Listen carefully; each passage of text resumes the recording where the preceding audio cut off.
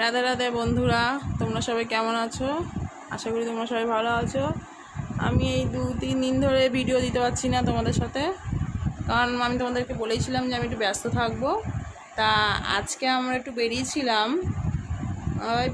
তাও দুপুরের দিকে, মানে বিকালের দিকে একটু বেরিয়েছিলাম। এই সবে আসলাম, অনেকটাই রাত হয়ে গেছে।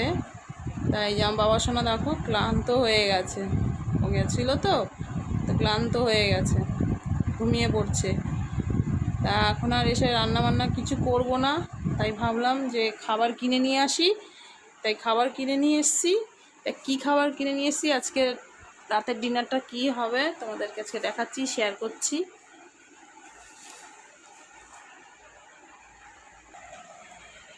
এই যে নিয়ে এসেছি, এখানে আছে চিকেন কষা, আর আছে এখানে তড়কা, এগ চিকেন তড়কা, আর এখানে আছে রুটি। এই যে রুটি। কারণ অনেকটা রাত হয়ে গেছে বলে তাই এখন আর এসে রান্না করলাম না, এই খাবার কিনে নিয়ে এসেছি, বাবা সোনাকে খেতে দেবো।